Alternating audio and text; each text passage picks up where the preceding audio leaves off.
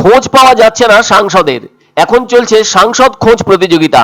রবিবার পশ্চিম মেদিনীপুরের বানভাসী এলাকায় ত্রাণ বিলি করতে এসে ওখানকার সাংসদকে কটাক্ষ করলেন বিজেপির রাজ্য সভাপতি সুকান্ত মজুমদার। আসলে বন্যা বিধ্বস্ত এই জেলার বিস্তীর্ণ এলাকার মধ্যে সবচেয়ে বেশি ক্ষতিগ্রস্ত ঘাটাল মহকুমার বেশ কিছু এলাকা, যার মধ্যে ঘাটাল তো আছেই, এছাড়াও জলমগ্ন রয়েছে অন্যতম বিধানসভা ডেবরা এলাকা। ওই ডেবরা এলাকার গোলগ্রাম, করন্দা, ত্রিলোচনপুর এলাকায় বন্যা বিধ্বস্ত মানুষদের হাতে ত্রিপল শুকনো খাবার দিতে এলেন বিজেপির রাজ্য সভাপতি সুকান্ত মজুমদার।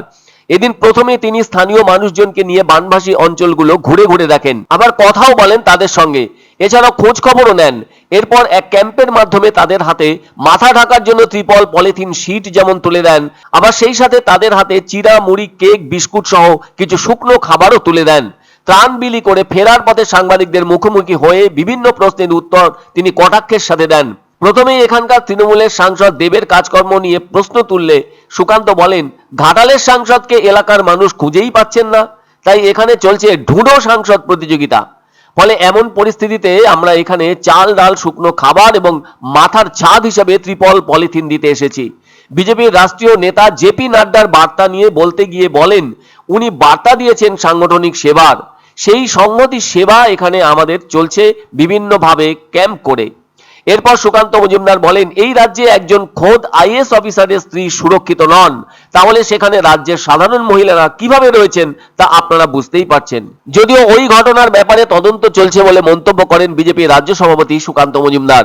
এরপর ভিন্ন ভিন্ন মেডিকেল কলেজে স্ট্রাইক বিষয়ে প্রশ্ন করলে সুকান্তবাবু বলেন, ডাক্তারদের ডিমান্ড পূরণ না হলে তারা তো আন্দোলনে যাবেনি। এখনো পুরনো আরজি করের বিচার শেষ হয়নি, সেই সঙ্গে আরো একাধিক জায়গায় ডাক্তারদের উপর ঝামেলা হচ্ছে, তাই তারা তাদের দাবি দাওয়া নিয়ে অবরোধ আন্দোলনে নামছেন বলে জানালেন বিজেপি রাজ্য সভাপতি সুকান্ত মজুমদার। তবে ওই ত্রাণ বিলি প্রসঙ্গে স্থানীয়দের পক্ষ থেকে ক্ষোভ প্রকাশ করা হয়।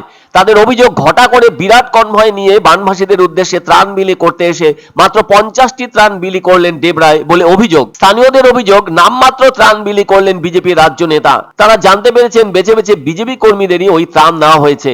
স্থানীয়দের মতে ত্রাণ তো সকলেরই পাওয়া উচিত, উনি তো আবার মন্ত্রীও বটে, মন্ত্রীর সাথে 10টি গাড়ি এসেছিল, এদিকে তারা প্রত্যেকেই তো বন্যার কবলে পড়ে আছেন, তাই ত্রাণ পাওয়াটা সমস্ত বানভাসী মানুষদের অধিকার, কোনোভাবেই তাদের মধ্যে তৃণমূল বিজেপি হিসেবে ভাগাভাগি করা উচিত নয়, ত্রাণ তো সকলকেই সমানভাবে দিতে হবে।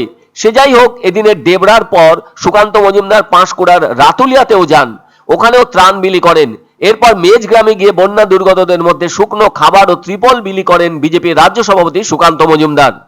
ढूंढो सांसद प्रतियोगिता चल रहा है यहाँ पे घाटाल में, वहाँ पे एक हाजुरी में यहाँ पे हमने आज लोगों को पॉलीथीन शीट, ड्राई फूड और उसके साथ चावल, दाल, ये सब देने की व्यवस्था की है। আনন্দ সংবাদ, আনন্দ সংবাদ। 30 বছরের নির্ভরযোগ্য প্রতিষ্ঠান ইন্দ্রমণি রাইস মিল। আমাদের কয়েকটি জনপ্রিয় ব্র্যান্ড হলো তাজ, বরলি, খুশি ইত্যাদি। আমাদের factory outlet CG trading company, Dinbazar, axis ব্যাংকের পাশে, জলপাইগুড়ি। এখানে সুলভ মূল্যে গুণগত মানের সব ধরনের চাল পাওয়া যায়। Phone number 9547029475। এক অন্য অনুভূতির স্পর্শ পাওয়া যায় রয়কো ব্র্যান্ডের গেঞ্জি ও জাঙ্গিয়ায়। তাই ছোট বড় সবার পছন্দ রয়কো গেঞ্জি ও জাঙ্গিয়া। প্রস্তুতকারক জয়মনি হোশিয়ারি, কলকাতা।